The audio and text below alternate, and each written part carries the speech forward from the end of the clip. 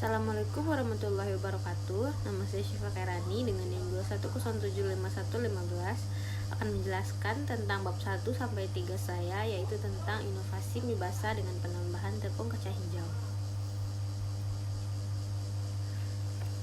Mie kacang hijau merupakan inovasi menarik dalam dunia kuliner. Menggabungkan kelezatan mie tradisional dengan manfaat gizi kacang hijau, mie ini menawarkan cita rasa unik dan menambahkan nilai bagi kesehatan. Mari kita telusuri lebih dalam tentang mie kacang hijau, mulai dari pengertian hingga proses pembuatan.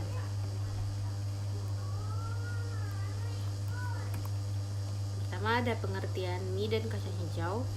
Mie adalah produk pangan yang terbuat dari terigu dengan atau tanpa penambahan bahan pangan lain dan bahan tambah pangan yang diizinkan, berbentuk khas mie. Sekitar 40% konsumsi gandum di Asia adalah mie. Mie basah adalah mie mentah yang sebelum dipasarkan mengalami proses perebusan dalam air mendidih dengan kadar air sekitar 35% dan setelah direbus kadar airnya meningkat menjadi 52%. Lanjut, ada pengertian kacang hijau. Kacang hijau merupakan sejenis tanaman budidaya dan palawija yang dikenal luas di daerah tropika. Tumbuhan yang termasuk suku polong-polongan ini memiliki banyak manfaat dalam kehidupan sehari-hari sebagai sumber bahan pangan berprotein nabati tinggi. Kacang hijau merupakan sumber protein, mineral, kalsium, asam folat, potasium dan magnesium yang baik. Lanjut, berikut ada kandungan gizi kacang hijau. Untuk kandungan gizi kacang hijau terdapat kalori ada 345 gram, protein 22 gram, lemak 1,2 gram, karbohidrat 62,9 gram, air 10 gram, kalsium 125 gram, fosfor 320 gram, zat besi 6,7, vitamin A 157 SI, vitamin B1 0,64 mg, vitamin C 6 mg. Lanjut ke proses pembuatan tepung kacang hijau. Yang pertama, pilih dan siapkan bahan. Ambil biji kacang hijau yang berkualitas baik, pastikan bijinya sudah bersih dan bebas kotoran atau benda lainnya. Cuci biji kacang hijau dengan air bersih untuk menghilangkan debu dan kotoran yang menempel. Kedua, rendaman biji. Rendam biji kacang hijau dalam air bersih selama beberapa jam atau semalam. Rendaman ini membantu melunakkan biji untuk proses penggilingan. Yang ketiga, tiriskan dan keringkan. Setelah direndam, tiriskan kacang hijau dari air rendaman dan dikeringkan.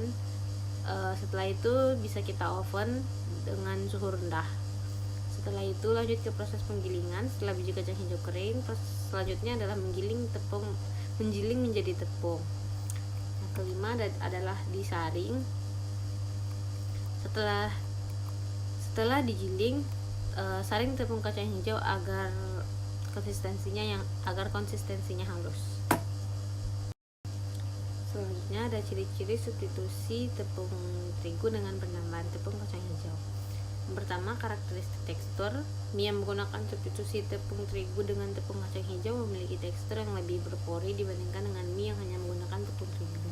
Kedua, warna. Mie yang menggunakan tepung kacang hijau memiliki warna kehijauan yang semakin pekat seiring dengan penambahan lebih banyak tepung kacang hijau. Ketiga, aroma.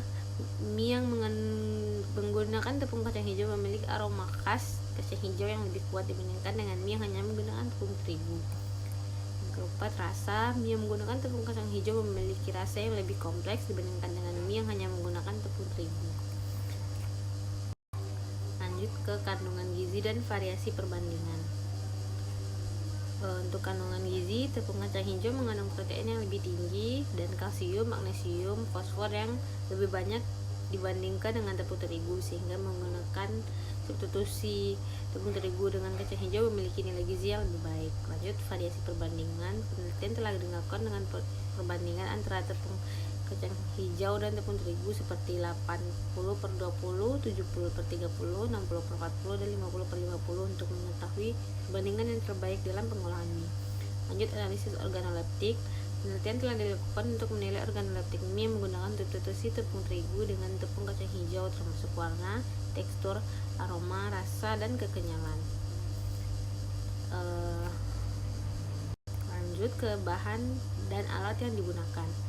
pertama ada tepung terigu. Tepung terigu adalah dasar yang digunakan dalam pembuatan mie. Tepung terigu berfungsi sebagai pengikat dan memberi struktur mie.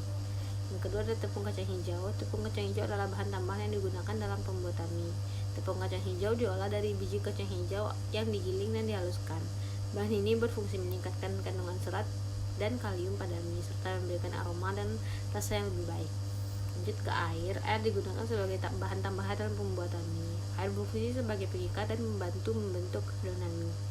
Lanjut ada garam. Garam digunakan sebagai bahan tambahan dalam proses pembuatan mie. Garam berfungsi sebagai pengawet dan memberikan rasa pada mie. Garam juga berfungsi untuk menjaga kesehatan dan mengurangi risiko penyakit seperti hipertensi. Sekian presentasi dari saya. Assalamualaikum warahmatullahi wabarakatuh.